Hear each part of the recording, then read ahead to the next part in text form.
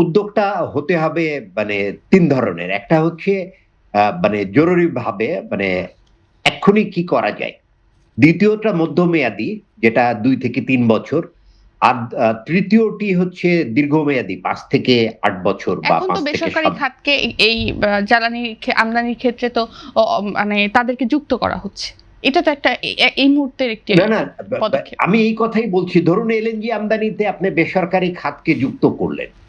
কিন্তু বেসরকারি খাতকে অনুমোদন দেয়ার পর তার এই ধরনের একটা অবকাঠামো তৈরি করতে তার কিন্তু ৩০ থেকে ৪০ মাস পর্যন্ত সময় লাগবে। সেই সময় আপনাকে দিতে হবে।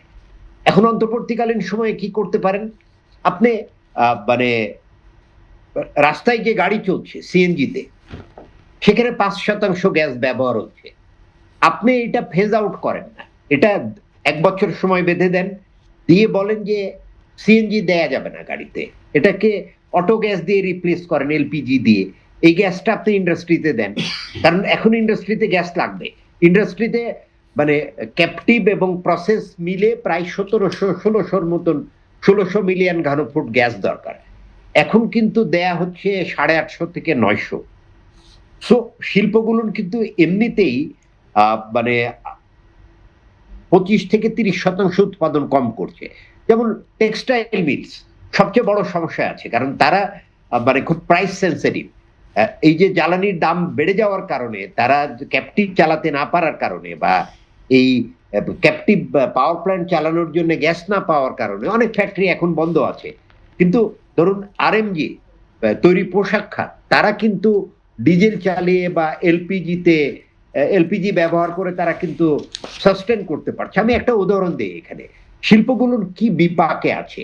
নরমালি একজন বিনিয়োগকারী তার পুরো বিনিয়োগের ১২ থেকে ১৩% ধরে রাখেন এনার্জি অবকাঠামোর জন্য। তার নিজস্ব যে বিনিয়োগ করতে হবে এনার্জি অবকাঠামোর জন্য।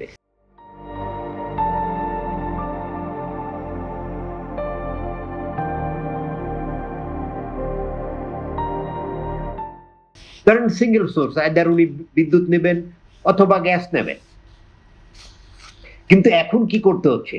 উনি প্রথমত বিদ্যুতের একটি লাইন নিচ্ছেন। সেখান থেকে যেহেতু বিদ্যুৎ পাওয়া যাচ্ছে না, উনি ক্যাপটিভ জেনারেশন বসিয়েছেন গ্যাস ভিত্তিক। গ্যাস পাওয়া যাচ্ছে না যেই কারণে ডিজেল স্ট্যান্ড বাই জেনারেটর বসিয়েছেন।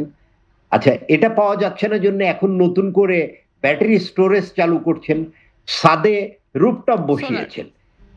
এর সোলার, রুফটপ সোলার বসিয়েছেন। এর কারণে এই যে ১২ থেকে ১৩% যে ইনভেস্টমেন্ট তার লাগার কথা, এটা এখন লাগছে ৩৩ থেকে ৩৫%।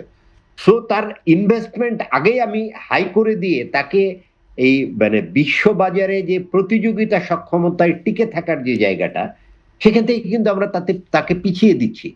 আমাদের এনার্জির দাম এখনই আমাদের প্রতিযোগিতামূলক যে কান্ট্রি ভিয়েতনাম, তার কাছাকাছি। চায়না এবং ভারতে কিন্তু টেক্সটাইল সেক্টরের জন্য এনার্জির যে দাম সেটা বাংলাদেশের চেয়ে কম। আবার বাংলাদেশের আরো একটা বড় চ্যালেঞ্জ আছে ইন্ডাস্ট্রি করার জন্য, ল্যান্ড। মানে আমি যদি ভুল না করি, বাংলাদেশের মতন এত দামি জমিতে শিল্প দুনিয়ার আর কোথাও স্থাপন করতে হয় না। সো এই এই এই অবকাঠামোগুলো সরকার ব্যবসা করুক, এটা আমি চাই না। কিন্তু সরকার ইনফ্রাস্ট্রাকচার সাপোর্টটা দিক, পোর্ট সাপোর্ট দিক, সরকার এনার্জি ইনফ্রাস্ট্রাকচারের সাপোর্ট দিক। এবং কাগজে আপনি প্রচুর ইনভেস্টমেন্ট দেখছেন। সম্প্রতি আমার একটা চাইনিজ বিনিয়োগকারীর সাথে কথা হচ্ছিল। সে ৬ বছর আগে কুমিল্লা ইপিজেডে একটা প্লট নিয়েছে। কিন্তু নেয়ার প্রায় ৬ মাসের মধ্যে সে গ্যাসের জন্য একটা আবেদন করেছে। এখন পর্যন্ত সে পায়নি। সে নিশ্চয়ই চাইনিজ অন্য বিনিয়োগকারীদের কাছে এই বিষয়টি শেয়ার করবে। তখন কি অন্য বিনিয়োগকারী বাংলাদেশে আসতে আগ্রহী হবে? আর একটা জিনিস কিন্তু মনে রাখতে হবে, আপনার নিজস্ব উদ্যোক্তাদের আপনি বিনিয়োগমুখী যদি করতে না পারেন, তাহলে কোনোভাবেই বিদেশি বিনিয়োগ আসবে না। বিদেশি বিনিয়োগ আসবে এক এক প্রক্রিয়ায় আসবে, সেটা হচ্ছে স্থানীয় বিনিয়োগকারীদের অংশীদার হিসাবে, অথবা তারা একটা বড় ইন্ডাস্ট্রিতে ইনভেস্ট করবে যেটার ব্যাকওয়ার্ড লিঙ্কেজ হিসাবে স্থানীয় ইনভেস্টররা কাজ করবে। আর এটার জন্য কিন্তু মানে প্রধান এবং প্রথম শর্ত হচ্ছে আপনাকে জ্বালানি সাপ্লাই নিশ্চিত করতে হবে। পাশাপাশি জ্বালানির দামের দীর্ঘমেয়াদী দামের একটা প্রাক্কলনও কিন্তু আপনাকে দিতে হবে। কারণ জি। আজকে যে ব্যক্তি ইনভেস্ট করছে 10 বছরের মধ্যে যদি গ্যাসের দাম এখনকার চেয়ে 4 গুণ হয়ে যায়, তাহলে তাকে ভাবতে হবে। এবং আমি ব্যক্তিগতভাবে মনে করি বাংলাদেশে এনার্জি ইনটেনসিভ বা অতি জ্বালানি ঘন শিল্প স্থাপনের সুযোগ ধীরে ধীরে কিন্তু কমে যাচ্ছে। জি। তবে সরকার যদি দ্রুত সিদ্ধান্ত নেয়, যেটার আমি 3 বছরের মধ্যে রেজাল্ট পেতে পারি, কয়লা উত্তোলনের রাজনৈতিক সিদ্ধান্ত নিলে আমদানিতে লাগাম টানা যাবে, হুম।